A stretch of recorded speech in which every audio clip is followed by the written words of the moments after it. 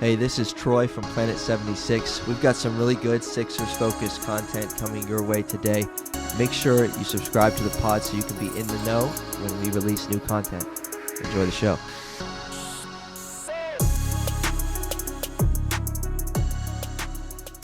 Welcome back, everybody, to Planet 76, episode 101.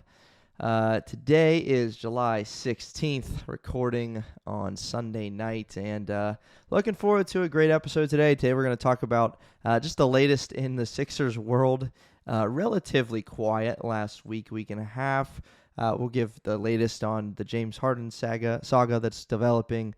We'll give the latest on the free agency and who the Sixers have signed as of late. We haven't recorded in a couple weeks, so there has been a couple moves there that they've made. Why don't we start with Paul Reed? So Paul Reed had an offer from the Utah Jazz, 3 years, $24 million, and Sixers end up matching the Utah Jazz offer. Your thoughts on Paul Reed staying a Sixer? Well, I think I speak for at least rational Sixers fans when I say great move. I'm glad it happened. There was some fear that the Sixers were not going to match the offer sheet due to some penalties that they would have had I think they would have been in the luxury tax, an extra of $14 million or something. At the end of the day, that's on the owners to decide that because it's money coming out of their pockets. But they're worth an unfathomable amount of money, so I think they can afford it, which they did, thankfully. Paul Reed is back with the Sixers, 7.7 and change million a year. I have no problems with that whatsoever. It's something the Sixers needed. Yeah. Paul Reed has become a very vital piece of this franchise, of this team, and I think he's only going to get better. He can be so much better than he is, despite how good he is already. And I really want, for once in I don't even know how many years, except for Maxey, I want the Sixers to draft a player, develop them, and have them succeed on that team. And, the age-old Sixers trading all their good players and draft picks, I want for once in a blue moon to have things be the opposite. And with Paul Reed, that is exactly what's going to happen. They have him under contract for 3 years. First year is guaranteed. The next two require the Sixers to make it past the second round, I believe, so we'll see. But still, great. I'm glad Paul Reed is back. Again, I think I speak for most rational Sixers fans when I say, yes, very good move, very good that the Sixers matched it. Yeah, happy to have him back on the deal that it is. And, it's interesting what you bring up there regarding the Sixers and regarding player development. And, you take a look around the NBA. I mean, everybody's on a new team every year, and this is kind of refreshing, a unique thing to see a young guy, still only 24. He was drafted in 2020, 58th pick in the draft. Wow. Which is remarkable. I don't know how many guys from the 2020 draft in the late second round are still with their teams that drafted them. Can't be many. But, for him to improve the way he has year to year, and for now him to be with this team for a long time moving forward at 24 years old under a 3-year contract, it's encouraging. And he has made improvements. He has made strides. There's still room to grow for him, which is an encouraging thing because of, as you mentioned, how impactful he's been on this team already. But I'm excited. I'm excited to see Paul suit up in a Sixers uniform moving forward, and we'll see what happens. So, he's certainly one key person off the bench that the Sixers were able to keep, along with DeAnthony Melton. Losing Shake Milton and George Niang, at least we get some sense of familiarity off the bench as we head to next season with Paul Reed and DeAnthony Melton. Among others that the Sixers could end up, keeping, or that they could have kept, but Montrezl Harrell's there, and some other names are not. But speaking of new guys to the bench, the Sixers did bolster their depth a little bit, if you can say it that way, with additions of Patrick Beverley and Mo Bamba on both, I guess, on veteran minimum deals. Patrick Beverley's 35 years old. and Mo Bamba is just 25 and 6th overall pick in 2018. Speaking of draft picks that have bounced around a little bit in their young NBA careers. So your thoughts on either of those guys? I don't know if you love them, hate them, somewhere in the middle. What's your thought? I don't love Patrick Beverley. I got some heat for that on my page when it dropped. I kind of overreacted and I said something along the lines of, this move is not great, or this move sucks. Patrick Beverley doesn't move me. I think it's exactly what I said. I think that's actually exactly what I said. I caught a lot of heat for that, which, okay, understandable in some degree, because I did kind of overreact. Even though I'm still not a huge Beverley fan, I still think he definitely helps his team, especially when it comes to floor spacing. He's a good three-point shooter, and he is a pretty decent defender on the ball. He is a bit undersized because he is a guard, so he's not really going to provide you with elite defense or elite really anything because of the size disadvantage that he has. Yeah. But definitely more of a locker room guy, more of a leader, if you will. I don't like using that word. I feel like people use the word leader, and you can't really quantify leadership in the NBA. Like, it's hard to say, like, oh, that guy's a better leader than that guy. But, you know, I think he's going to be good for the locker room, good to get on guys if they're not playing well. We saw P.J. Tucker do that this past year. We talked about that in length on this podcast. So I think having another guy like that on the team is very helpful, especially for a guy like James Harden and Joel Embiid, because I know him and Patrick Beverley, maybe not best friends, but I know that they are friends. They played together in Houston quite a while. Right. So it's definitely going to be good for the locker room just to help guys out. And I'm okay with that. And the Mo Bamba thing, I really like that Mo Bamba signing. I did, and a lot of Sixers fans were a little nervous that signing Mo Bamba meant the Sixers were not going to bring back Paul Reed. Thankfully, that's not the case. Yeah. But I do really like the potential of a Reed-Bamba front court backing up Embiid. I think there's a lot of potential there defensively, especially like you mentioned, because Mo Bamba's 25, Paul Reed's 24. I mean, these guys, Mo Bamba, despite being in the league for I think maybe 4 years now, this might be his 5th year, I believe, he still has a lot of potential, a lot of room to grow on both sides of the floor. And even though this is only a 1-year deal for him with the Sixers veteran minimum, I still think he can be really impactful. And I still think, especially with Nick Nurse as the coach, Nick Nurse is going to be able to help Mo Bamba reach some of those levels. And I'm very, I don't know exactly how Mo Bamba is going to be for this team, but I'm very excited for what he could be and what a Reed-Bamba kind of second line of defense for Embiid is going to look like. I'm actually really excited for that. Yeah, I think it's interesting. Yeah, I'm definitely encouraged more by the Bamba signing than the Beverley signing. To be politically correct about it. To be politically correct, Patrick Beverley, I don't know. I mean, I guess this is fair to kind of think that maybe the Sixers are, they're getting the guard equivalent of a PJ Tucker, who you just mentioned, in some ways. Beverley's better years, especially defensively, are certainly behind him. He was a first-team All-NBA guy multiple time on all defensive teams. But, yeah, I'm having a hard time picturing what it's going to look like with him in a Sixers jersey. Because the guys off the bench in recent memory, guys we've talked about, Shake and DeAnthony Melton, those guys are just different from the guard position as far as their ability to score. And I don't know, it's just going to be kind of weird watching Patrick Beverley at times man this second unit. I'm a little concerned. I don't know how it's going to fit, how it's going to work. Maybe he'll become a situational guy at some point because he is 35 this July. So I don't know. We'll see. I'm having a hard time picturing it. But once we see it, maybe we'll. You never know. How's that? Like the Sixers this year, and we'll obviously talk about it more as the offseason goes on. But the Sixers this year, I think a lot more than last year, are going to be very experimental when it comes to what lineups are going to look like. Mm-hmm. What guys play with other guys, what guys don't specifically play with other guys. I think the Sixers have a lot of more flexibility, though, this year because they no longer have Matisse Thybulle on the team. I'm sorry, I hate to say that, but he did not help the offense at all. So I think they're going to have a lot more flexibility. However, there's going to be a lot more experimenting, especially, I cannot emphasize this enough, especially with Nick Nurse. Right. So it's kind of wild. The Sixers have brought back Paul Reed. They've brought back Montrezl Harrell, whatever you want to say about that. We could write a book. They've bring in Mo Bamba, so 3 big men. Out goes McDaniels, out goes Niang, out goes Milton. That's all. Who am I forgetting?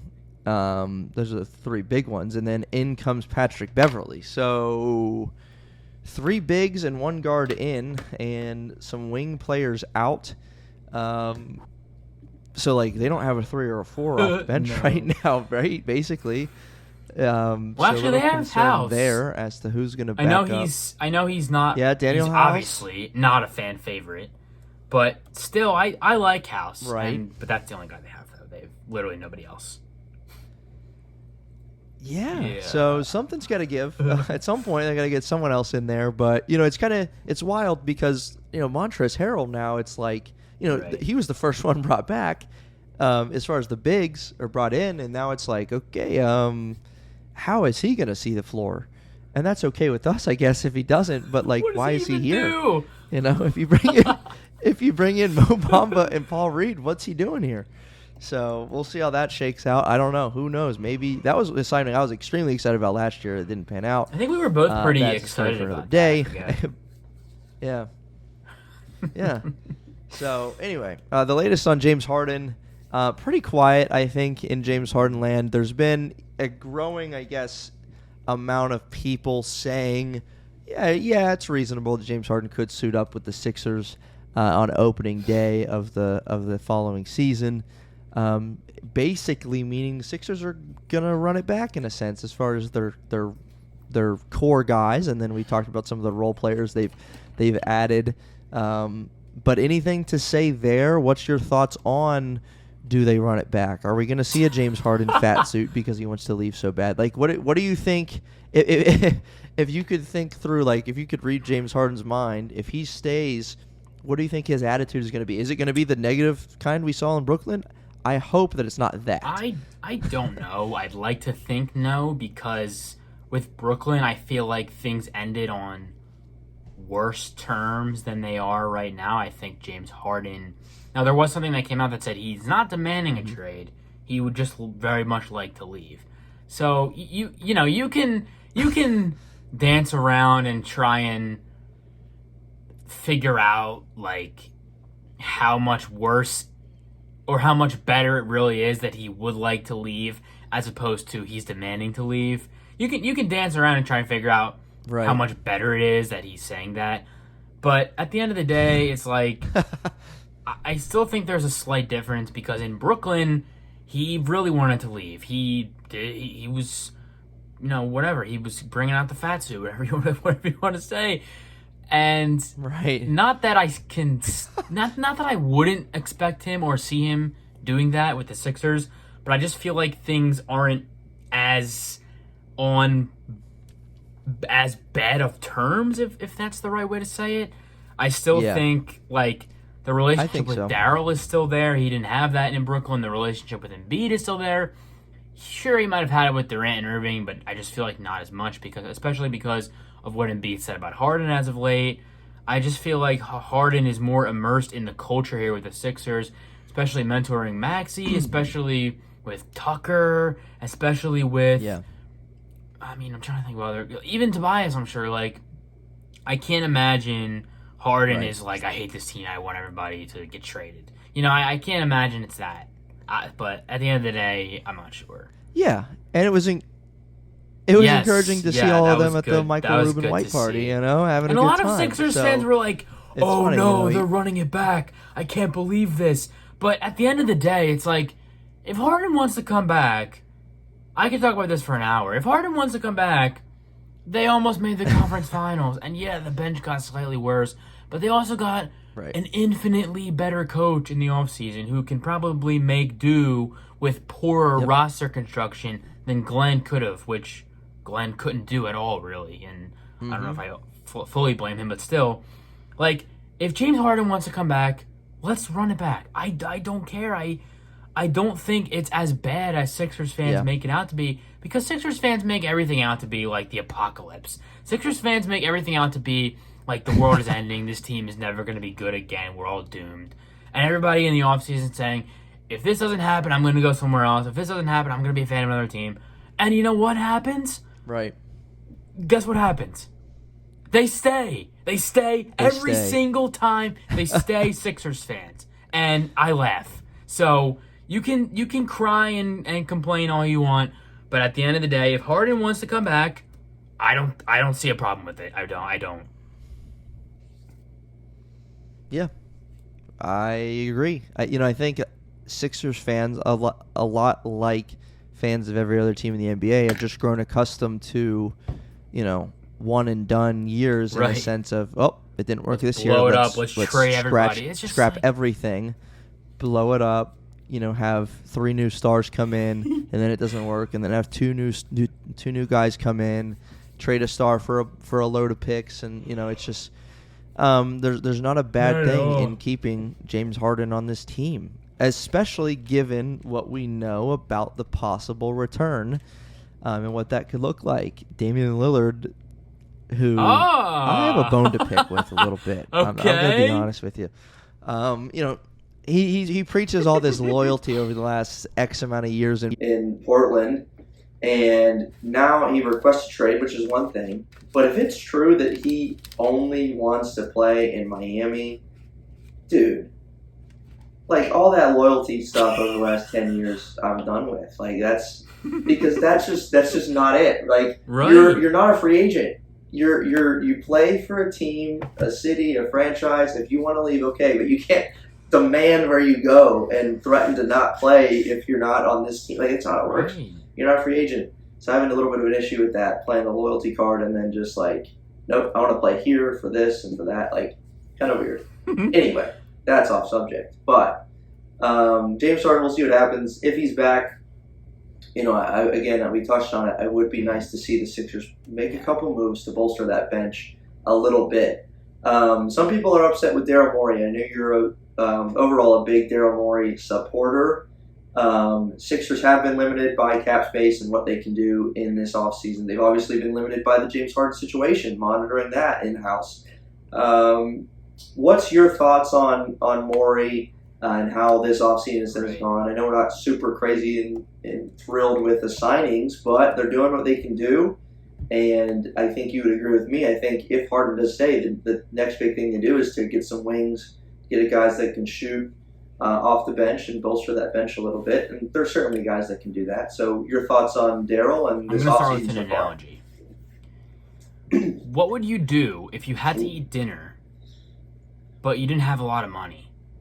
What would you do? Troy, you can answer. Yeah, what would you do, Troy? What would you do? What would I do? You didn't have a lot of money, but you had, dinner time, hunger, I don't know, I gotta eat. You're doing something cheap, right? Peanut butter sandwiches. So let me ask you this. Yeah. If the Sixers don't have a lot of cap space to sign players, what do you think they're going to do? Not a whole lot. They're going to sign cheap players, and that's what they did. It's like, this isn't rocket science. You don't have to be, a neurosurgeon to understand, hey, the Sixers don't have cap space. They can't really do much in free agency. They don't have a lot of flexibility to do what they want in the offseason. There is a disconnect, and I don't understand why. I don't get it. I would love, and I've been asking it for the past 2 months. Why can't people understand that the Sixers have no cap space? They can't do anything with their roster. And when a guy like George Niang goes and signs for $8 million, how would the Sixers have re-signed him? It's impossible. Right. A guy that is an extreme liability that too, but in the playoffs. Like, still, how would they have re-signed him? I don't understand how people expected the Sixers to re-sign him. Right. I don't get it. I don't. I'm with you, bud. I'm with you. Right, and that whole thing, not to mention, something we've touched on already, but just this James Harden thing, right? Like, and we talked about last episode, he's going to get the package that he wants if James Harden isn't a Sixer, which is, right. It's very up in the air right now whether he will be or won't be. And if he's not, we're not going to trade him for a bag of chips. We have the MVP of the league. We've got Tyrese Maxey, who is turning into a star. Daryl Morey waited almost a year, and he got James Harden. And now he's about to trade James Harden. Simmons. You don't think he's gonna wait as long as he can? Who's played like 6 games. He understands that the time is now for Joel Embiid and everything.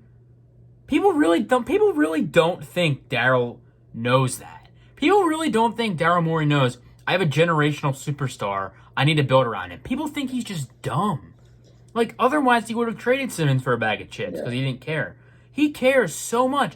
Joel Embiid was one of the reasons he came here to be the president of the Sixers. He's not going to just, ruin the franchise on purpose for his own enjoyment.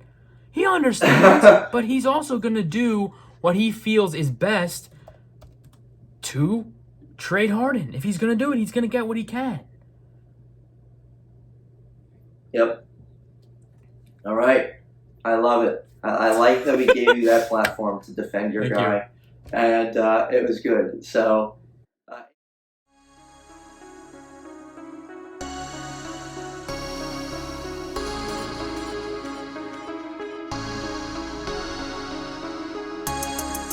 if you are a Philadelphia 76ers fan, this is a podcast for you. Planet 76, a weekly podcast covering all things Philadelphia 76ers. We'll see you next time.